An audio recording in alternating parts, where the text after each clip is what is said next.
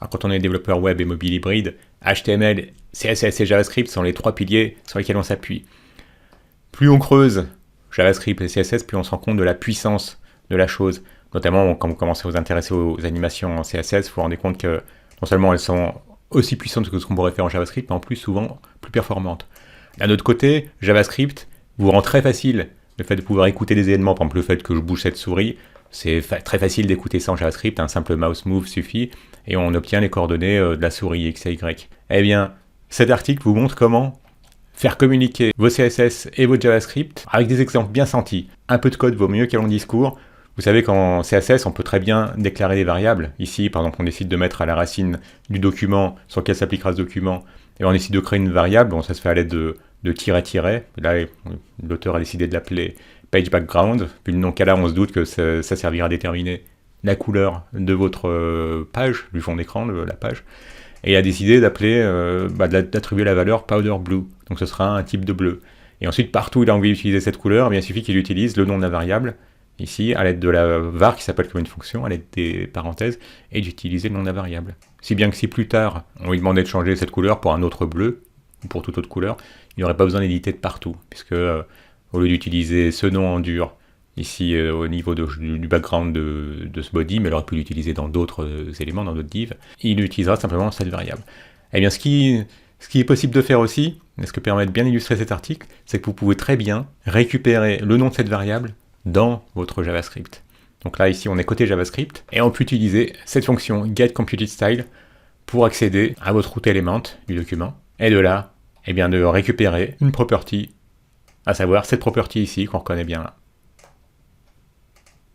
Alors pouvoir la récupérer c'est bien, mais pouvoir la modifier si on a envie c'est encore mieux, comme on le ferait, comme on le fait d'ordinaire en côté JavaScript, à l'aide d'un document.documentElement.style, voilà c'est ici que vous pouvez accéder au style, et vous pouvez changer la propriété, quelle propriété de nouveau, celle qui avait été définie ici même, et vous pouvez décider de changer la couleur. Donc ce qui donne ici dans son exemple, je vais sortir du dark mode, voilà, vous pouvez très bien décider de changer eh bien, la couleur pour que ça devienne Firebrick, voilà cette espèce de rouge, ou powder blue, c'est qu'on avait au départ, ou d'utiliser des propriétés à l'aide de RGB, red, green, blue, ou simplement de lire la propriété. Alors, je sais pas où elle apparaît, oui, elle apparaît ici.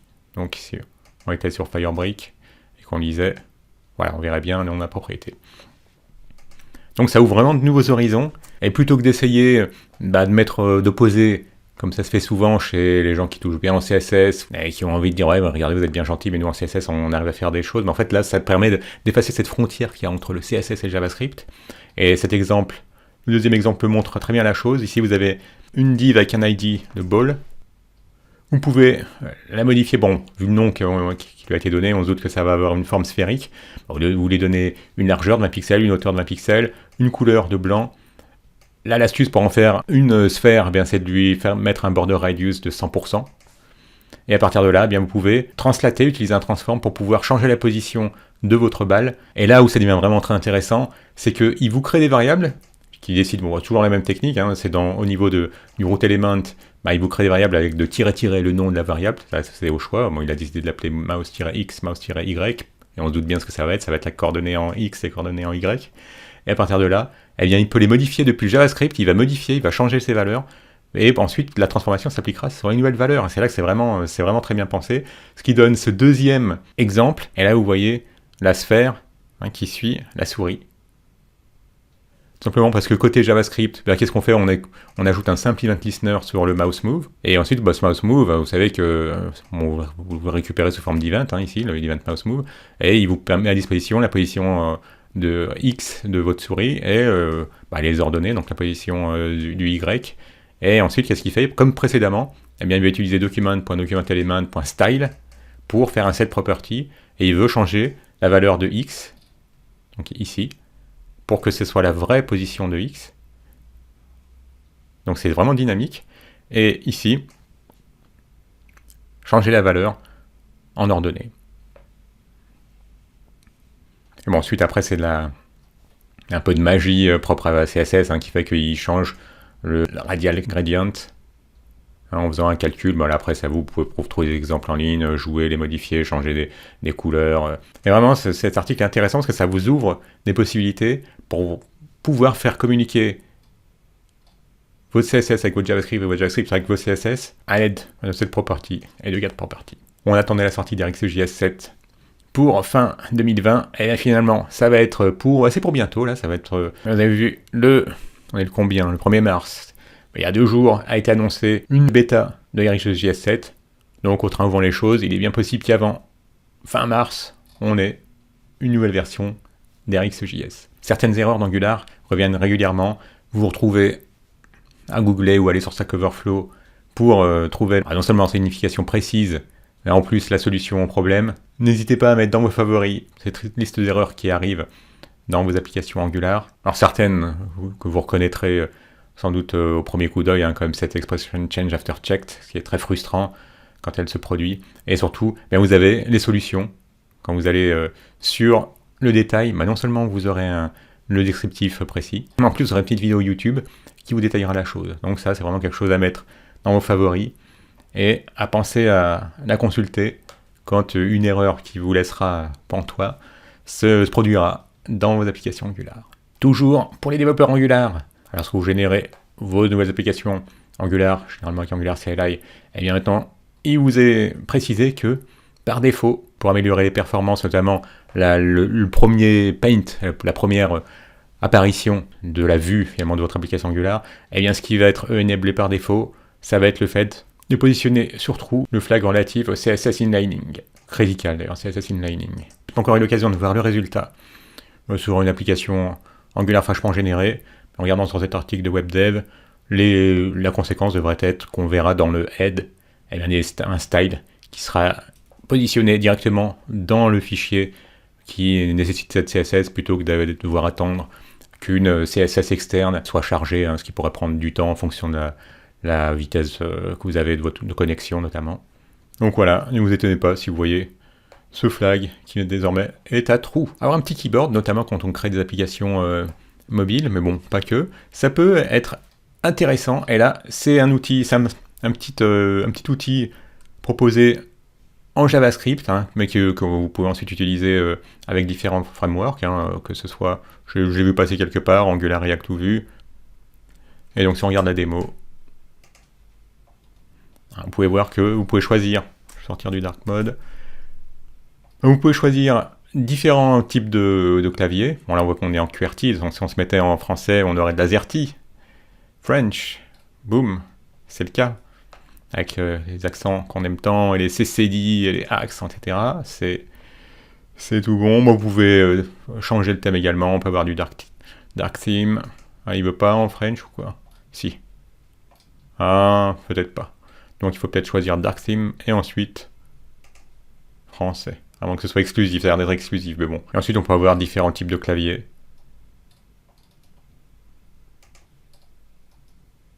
Différents styles. Alors, à voir, ça j'ai pas fait avant d'enregistrer la vidéo, voir si on peut quand même utiliser du dark theme, sinon c'est très facile en CSS de faire du dark theme. Je ferai une vidéo là-dessus d'ailleurs, parce que maintenant c'est devenu indispensable pour avoir fait des formations présentielles dans les administrations. On m'a confirmé qu'il y a de plus en plus d'applications qui doivent proposer le dark theme. Donc voilà, si vous avez envie d'avoir un clavier, aussi bien pour vos applis en vanilla JavaScript que avec votre framework, c'était sous mes yeux, aussi bien à utiliser avec React, Angular, Vue, jQuery, etc. Eh bien pensez à ce simple petit clavier Simple Keyboard. Un article intéressant, si le fait de contribuer à des gros projets open source vous titille, eh bien ici vous avez un retour d'expérience de Mike Bryant qui...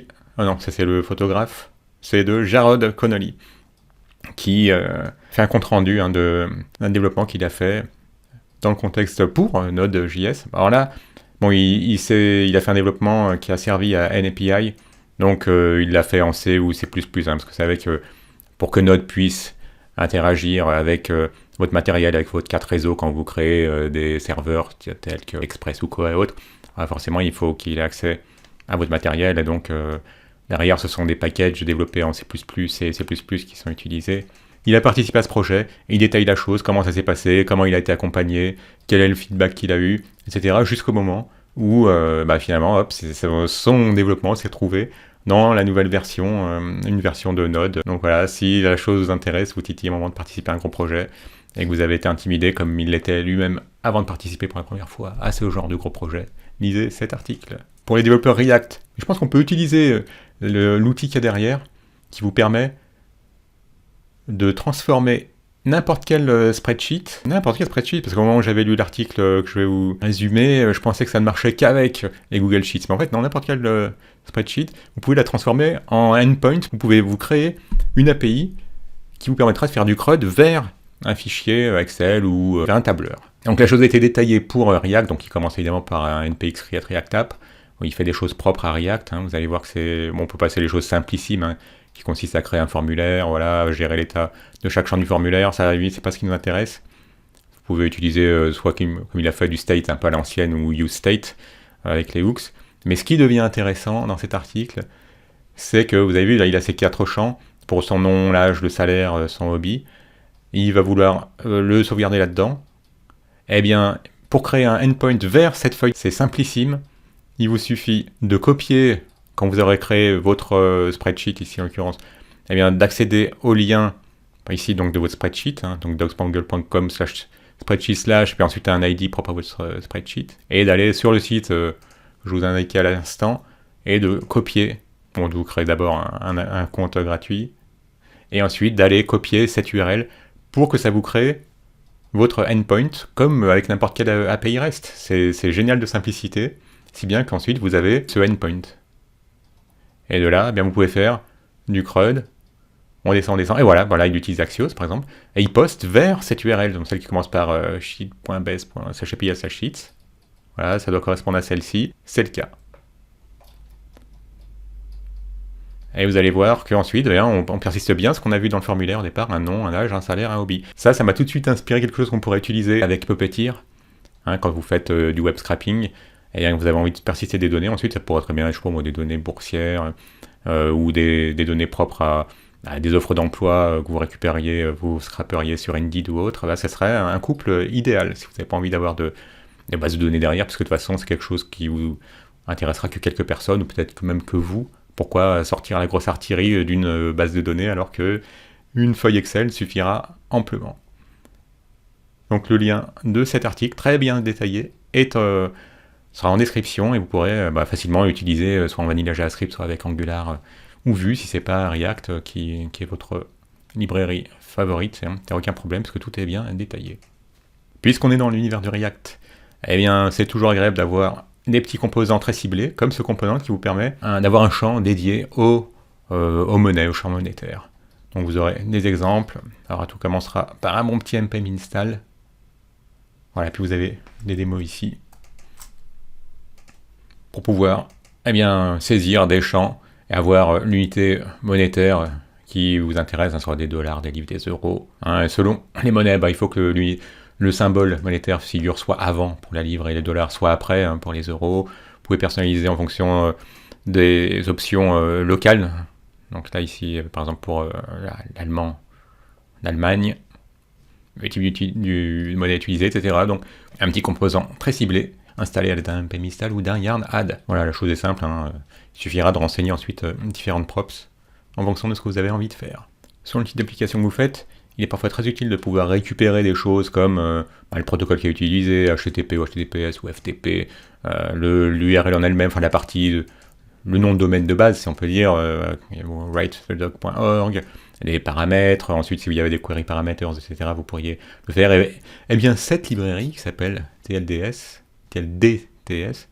vous permet de facilement parser une URL et de récupérer ensuite un objet. Donc vous avez vu MPX TLDS et vous lui passez une URL, elle vous permet d'avoir un objet ensuite avec les clés value qui vous intéressent. Et vous pouvez l'utiliser aussi bien là, comme il l'a fait ici en direct en command line interface avec NPX que programmatiquement en faisant avec CommonJS, en faisant un require et ensuite vous parsez, vous récupérez parse, la méthode parse depuis le package TLDS, ou si vous préférez utiliser les ECMAScript modules, vous faites un import de parse depuis TLDS.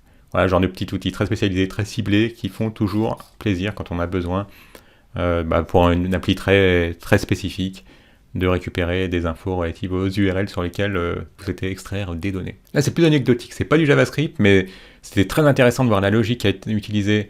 Alors, un joueur frustré de GTA, parce qu'il en avait marre que lorsqu'il devait loader en ligne à Grand Theft Auto, que ça prenne jusqu'à 6 minutes.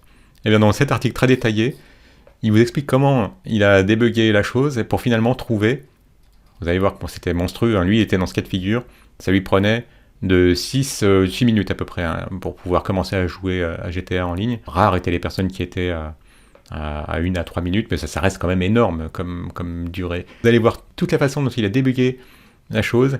Et finalement, pourquoi je vous en parle alors que c'est pas spécifique à JavaScript? Parce qu'en fait, ce qui a causé, après toute son analyse, il s'est rendu compte que la cause principale, il est allé loin. Il est allé jusqu'à désassembler le code pour trouver à quel endroit ça coinçait. Ça va vous parler en tant que développeur JavaScript, c'est que c'est tout simplement un document JavaScript qui était parsé qui faisait près de 10 mégaoctets. C'est énorme hein, pour un fichier JavaScript. Sachant que c'est que du texte hein, finalement, donc ça, pour avoir 10 mégaoctets, ça en fait. Ça, je pense que certains romans de 500 pages ont peut-être que 2 ou 3 mégaoctets. Ben, c'est tout simplement que pour pouvoir acheter en ligne certains articles propres au jeu, eh bien, il faut avoir le nom de l'article, le prix, etc. Donc ça fait un fichier de 10 mégaoctets, il a analysé pourquoi, est-ce qu'il y a eu ensuite des boulettes derrière. Il fait simple fait qu'à un moment donné, il y avait un tableau qui était utilisé là où ça aurait dû être un HTML pour des éléments uniques. Donc ça impactait beaucoup les performances. Et donc il a lui-même patché, il a créé un petit patch qui propose ensuite à Rockstar, hein, donc l'éditeur de GTA. Et donc c'est assez drôle de voir quand même qu'on se doute bien que bon, les développeurs de jeux vidéo d'un jeu à succès comme celui-ci, c'est des monstres. Et parfois, ce qui coince, voilà, en bilan, on voit que au départ, lui, il avait 6 minutes avant de pouvoir commencer à jouer, que son jeu charge. 6 minutes, c'est énorme. Et ensuite, il a créé un petit patch. Bon, c'était une DLL en l'occurrence, pour sauter une phase de duplication, un check qui se faisait en double alors que c'était pas utile, il était déjà tombé à 4 minutes 30, ce qui est déjà honnête. Et là, ensuite, quand il a réglé le problème du JSON parser, il est tombé à 2 minutes 50, et quand il a appliqué les deux, le patch pour la duplication du code et pour le JSON parser, il est passé de 6 minutes à 1 minute 50, ce qui est quand même énorme. Donc voilà, il propose le fixe à Rockstar. C'est la 300e vidéo de Code Concept. Merci pour votre fidélité, et bienvenue à ceux qui viennent ou qui viennent d'arriver sur cette chaîne. Comme toujours, si vous voulez vous initier à d'autres frameworks que ceux auxquels vous êtes habitués, framework ou lib, Angular en 1h30, c'est ici, Vue 3 en 1h, c'est là, une playlist dédiée au React Hooks, ici même. Un petit like si vous avez aimé, abonnez-vous si ce n'est déjà fait, et à bientôt.